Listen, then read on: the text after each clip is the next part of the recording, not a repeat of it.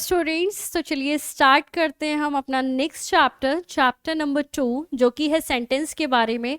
तो kind of sentence पढ़ेंगे जो कि है सिंपल, कॉम्प्लेक्स एंड कंपाउंड। चलिए स्टार्ट करते हैं। You have already learn that sentence is a group of word that make absolute sense. तो बेसिकली हमें पता है कि सेंटेंस क्या होते हैं, ग्रुप ऑफ वर्ड होते हैं जिनका कोई सेंस निकल रहा होता है। Sentence can be categorised into 3 type based on their grammatical structure। तो on the basis of grammatical structures हम उन्हें 3 टाइप में डिवाइड करते हैं, और वो हैं simple sentence, compound sentence and complex sentence. तो सबसे पहले हम बात करेंगे सिंपल सेंटेंस की। कुछ सेंटेंस है इधर, he lives in this building and Sammy like sweets. तो ये सिंपल सेंटेंस है जो यूजुअली यूज किए जाते हैं। तो simple sentence, each of these sentence is a clause है। we can say so because each has a subject and a verb। इसलिए हम कह सकते हैं क्योंकि subject भी है and verb भी है। and these sentence can also be divided into subject and predicate, और इन्हें हम subject और predicate में भी divide कर सकते हैं। a sentence having only one clause and therefore only a single finite verb। तो ऐसे सेंटेंस जिनमें केवल एक क्लॉज है और उनमें केवल सिंगल फिनाइट वर्ब है, उसको हम क्या कहते हैं, सिंपल सेंटेंस कहा जाता है। ठीक है, तो जहां पर एक क्लॉज होगा, एक सिंगल फिनाइट वर्ब होगी, वो क्या होंगे, सिंपल सेंटेंस होंगे। अब हम बात करेंगे कॉम्प्लेक्स सेंटेंस की। कॉम्प्लेक्स सेंटेंस क्या होते हैं? He write English poem when he is free at home. तो वो इंग्लिश पोएम लिखता है जब वो घर पर फ्री होता है। In this sentence there are 2 clause. इधर क्या है, 2 क्लॉज हैं। ही राइट इंग्लिश पोएम, वो क्या कर रहा है, पहले तो इंग्लिश पोएम लिख रहा है। व्हेन, कब, ही इज फ्री एट होम, जब वो फ्री है।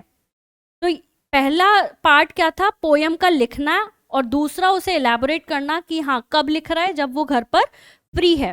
The first clause is an independent clause. पहला तो इंडिपेंडेंट है, कि पहला है कि पोयम लिख रहा है, उसमें कोई भी डिपेंडेंट नहीं है, बिल्कुल इंडिपेंडेंट है कि पोयम लिखता है। तो it is the principal clause. तो ये पहला क्लॉज क्या हो गया, प्रिंसिपल क्लॉज और मेन क्लॉज, क्योंकि मेन काम क्या है, पोयम लिखना। Second clause begin with the subordinating conjunction when. तो ये जो व्हेन है, ये 2 सेंटेंस को जोड़ रहा है, जिसको हम क्या बोलेंगे, सब coordinating conjunction. Hence it is a dependent clause। और ये जो फ्री है घर पे, ये किस पर डिपेंड है, इस पर डिपेंड है, क्योंकि अगर सिंपल यूज करोगे ही इज फ्री एट होम, तो उसका कोई मतलब नहीं है ना।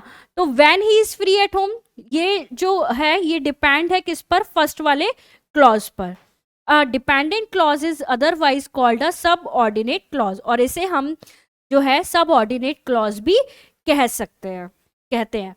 अ sentence that has one principal or main clause and one more subordinate clause is called a complex sentence। तो basically अगर मैं आपको simple language में सुनाऊं, तो एक sentence होगा, उसी को elaborate कर रहा होगा, उसी पर depend होगा एक दूसरा sentence।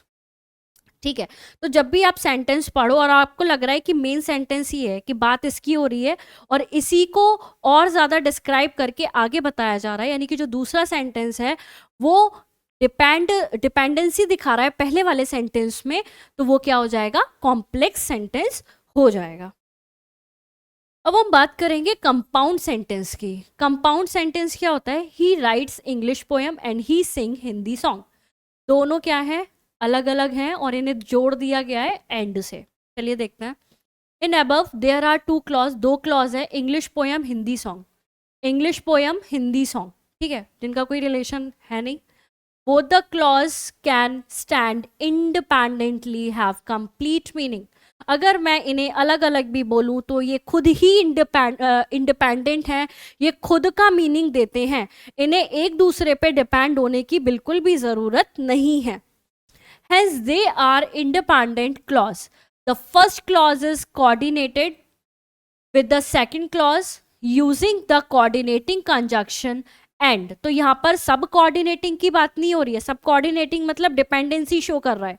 यहाँ पर कोऑर्डिनेटिंग सब्जेक्ट की बात हो रही है, कोऑर्डिनेटिंग कंजक्शन की बात हो रही है, जो कि क्या है, एंड है तो मोस्टली एंड ही यूज होता है। कंपाउंड जो सेंटेंस होते हैं उन्हें दो सेंटेंसों को जोड़ा जाता है एंड से। Such clauses are called coordinated clause, और इन क्लॉजेस को जो जिसमें दोनों ही दो क्लॉज हैं और दोनों ही इंडिपेंडेंट हैं उन क्लॉजेस को कोऑर्डिनेट क्लॉज बोला जाता है। इन्हें अलग अलग भी लिख सकते हैं, जैसे कि he writes English poem and he sings.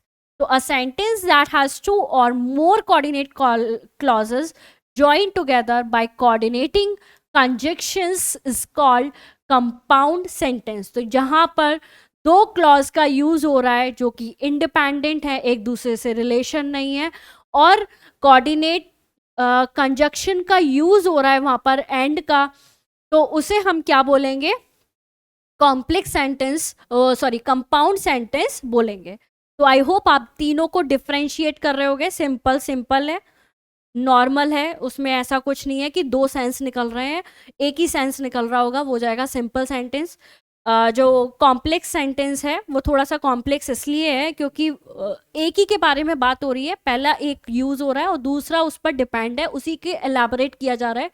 और कंपाउंड में दोनों अलग अलग सेंटेंस बोले जा रहे हैं एंड का यूज करके, और दोनों ही इंडिपेंडेंट है। ठीक है बच्चों, तो थोड़ा सा रिवीजन करना, एक्सरसाइज करना, मिलेंगे नेक्स्ट चैप्टर में। Thank you so much.